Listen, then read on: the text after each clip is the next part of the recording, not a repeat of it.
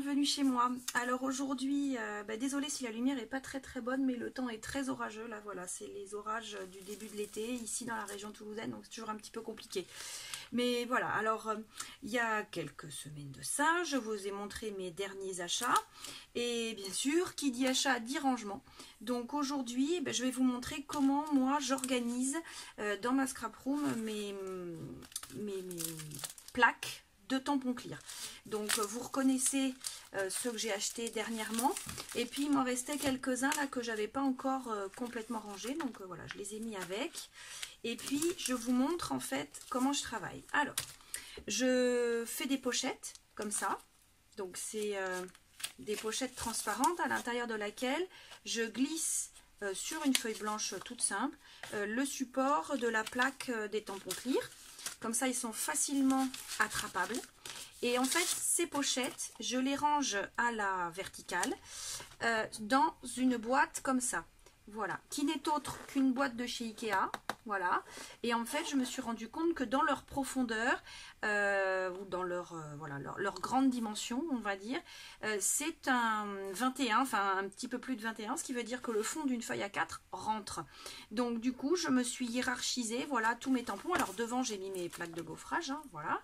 Mais sinon, après, voilà, j'ai hiérarchisé toutes mes pochettes de tampons clear. Pour le moment, je vous avouerai que, bon, comme moi je sélectionne mes tampons, j'ai encore de la place, hein, voilà, j'ai pas de souci avec ça. Et donc, vous voyez, voilà, je les range tous. Je me suis fait des petits onglets, je vais vous l'incliner, voilà. Je me suis fait des petits onglets ici pour matérialiser les familles des tampons que j'ai à l'intérieur, voilà. Et donc, je fais mes pochettes. Alors, comment je m'y prends ? Je prends, alors je vais me faire un petit peu de place, et puis en plus vous aurez certainement moins les reflets comme ça du plastique, voilà. Parce que ça va être le problème, c'est que j'ai peur que vous ayez pas mal de reflets. Mais bon, on va tâcher de faire ça quand même. Donc je prends une feuille à plastifier de classeur, tout simplement. Donc ces feuilles-là, et je vais la couper en deux, en mettant donc sur le haut et sur le bas à chaque fois un rangement, vous voyez, comme ça.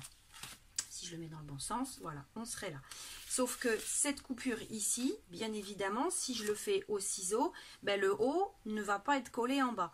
Alors après, il y a la solution d'y mettre un masking tape hein, ou du scotch, hein, tout simplement, pour refaire une fermeture sur le bas et donc du coup avoir deux pochettes. Moi, je vous avouerai que j'ai fait une expérience différente. Alors je vérifie, oui, c'est assez chaud. C'est le pyrograveur de chez Cultura. Alors, je fais attention de ne pas me brûler, mais juste pour vous montrer, voilà, le pyrograveur de chez Cultura. Et sur le pyrograveur, j'ai réussi à monter les embouts. Alors ça, ce sont les embouts qui sont donnés, enfin vendus avec, voilà, dans leur petit étui. Et j'avais commandé les embouts de la fuse de Shewer Memory Keepers, mais que les embouts pour voir s'ils étaient adaptables dessus. Et il s'avère qu'en fait, chaque embout ici est adaptable sur le morceau. Alors là, je ne peux plus le toucher parce que c'est brûlant, mais sur le morceau qui est là. Voilà, ici. Donc, j'ai vraiment pas de problème de diamètre. Voilà comment je vais dire. Donc, ça fonctionne très bien. Et alors, ce que je fais, c'est que je me prépare une feuille blanche sur laquelle je vais plus tard mettre des petits onglets, hein, mais pour délimiter, parce que là j'ai des nouvelles familles, on va dire, de tampons, donc je les nommerai à nouveau. Mais pour déjà obtenir, alors je suis pas hyper précise là dans la fabrication de ces pochettes là, c'est à dire que si ça rebique un peu, que mon papier est pas super nickel, sincèrement, moi en tout cas, je m'en fiche un peu. Ce que je veux, c'est que ce soit bien rangé et que ça ne m'ait pas coûté cher. Voilà ce que j'allais vous dire. Alors, je prends ma feuille A4. Vous voyez, si j'avais voulu faire quelque chose de super propre, je le passerai à mon massicot. Bon, voilà, c'est pas hyper important pour moi. Ce que je veux, c'est avoir deux feuilles A5, voilà, deux demi A4. Vous voyez, là, c'est un peu mordu. Ce que je ferai, c'est que je le mettrai sur le bas pour avoir un haut plus propre. Voilà, je vais me faire deux feuilles comme ça.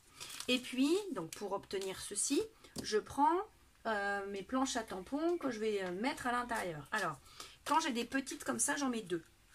En plus, là, j'ai la même thématique. J'ai du vintage, donc ça me va très bien. Donc, je mets une plaque ici et une plaque là. Alors, ce que je fais, c'est que dans le support qui est vendu, alors là, ce sont les tampons de chez Lidl, il y a toujours 2 morceaux de plastique. Voilà, vous les voyez bien. Donc, sur celui-ci, je mets du double face et je viens le poser dessus. Et comme ça, après, moi, quand je viens chercher mes tampons, je n'ai plus qu'à ouvrir et attraper mes tampons. Donc voilà ce que je fais dans un premier temps. Alors, mon scotch double face.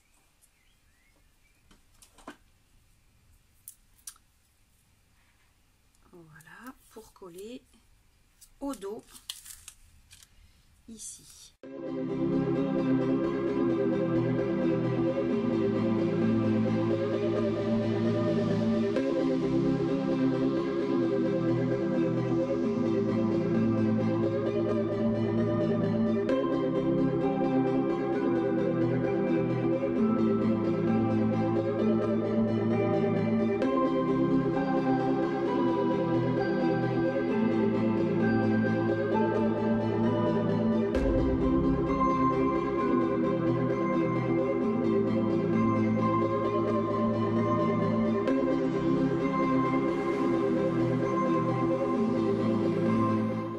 Et quand c'est fait, je viens le glisser à l'intérieur ici. Je viendrai coller celui-ci la prochaine fois. Là, je voulais juste vous montrer comment je travaille ça. Je viens les glisser à l'intérieur. J'ai un dies qui va avec ça, je sais. Il a dû glisser. Je ne le vois pas. Bon, il a dû tomber. Mais ce que je fais, je vais vous le montrer sur un autre modèle que j'ai par là. Voilà, quand il y a le dies associé, je le glisse avec. Voilà, je le mets là. Alors là, comme j'ai pas pu le coller, je le pose à côté. Mais par exemple, voilà, sur celui-ci, j'ai le dies que je colle en face. Voilà, comme ça, ils sont toujours ensemble. Une fois que ça c'est fait, je prends ma règle en métal. Voilà, hop, je fais attention de ne pas me brûler.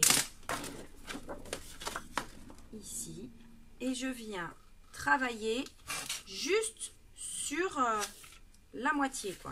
Vraiment, je me mets au milieu de cette feuille plastifiée. Donc voilà, je pousse bien pour m'assurer que je suis au bon endroit et je viens fuser. Ainsi, j'obtiens 2 pochettes qui seront bien fermées et je pourrai à nouveau mettre des éléments dans celle-là.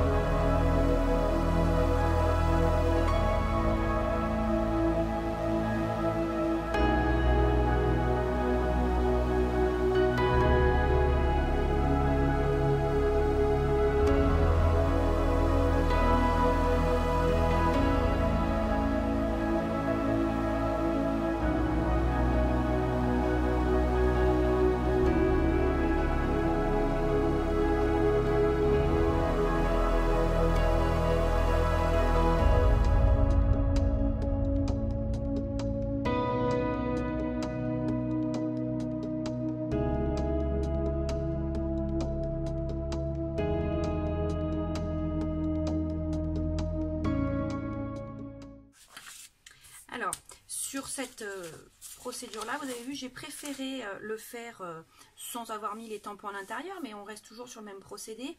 Là il est vrai que j'ai choisi l'embout, enfin je ne l'ai pas changé avant de le brancher, donc c'est un embout qui fait la roulette. L'embout qui fait la roulette a du mal à couper en même temps, mais au moins je suis sûre que ça soude bien le fond, vous voyez, voilà, comme ici. Tout à l'heure il n'était pas assez chaud, c'est pour ça que vous m'avez vu me reprendre sur l'autre pochette. Mais ici, vous voyez, ça me soude bien le fond. Voilà. Et donc, après, je donne un petit coup de cutter. Sinon, ça fait vraiment... Vous voyez, ça, c'était une pochette abîmée, mais je m'en fiche, en fait, hein, pour mettre mes tampons. Donc là, je reprends toujours mes feuilles à 4. Ici, je vais y poser celle-ci de planche de tampon clear. Et bon, voilà, hein, vous avez compris l'idée de toutes les façons. Je vais me coller celle-ci ici.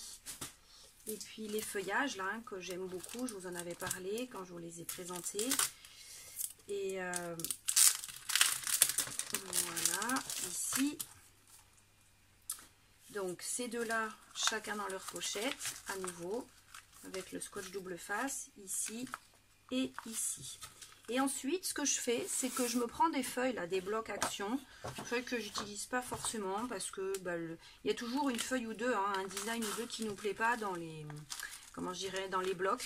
Ben moi, je m'en sers pour faire ça, en fait, pour faire mes intercalaires, pour faire des rangements, des choses comme ça.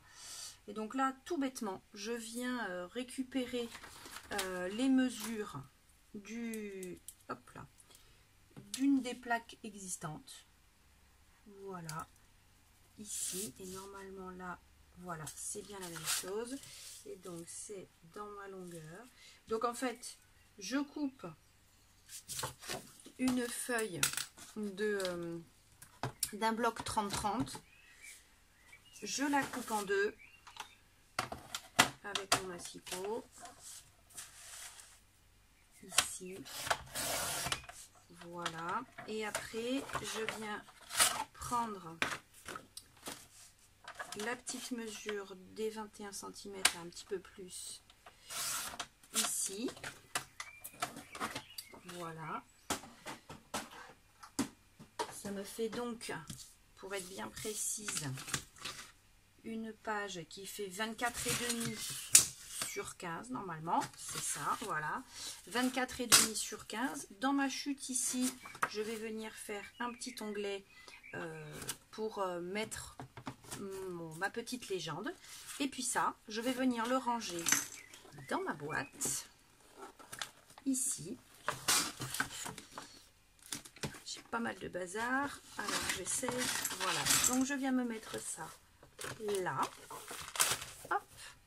Et je vais venir y mettre les planches que j'aurai organisées. Voilà. Et comme ça, eh bien, j'ai accès à tous mes tampons.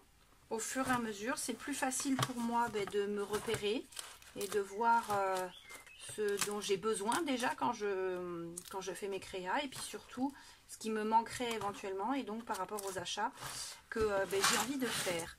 Voilà, j'espère que cette petite idée de rangement vous aura plu. Et que vous pourrez à nouveau faire pareil chez vous. À bientôt!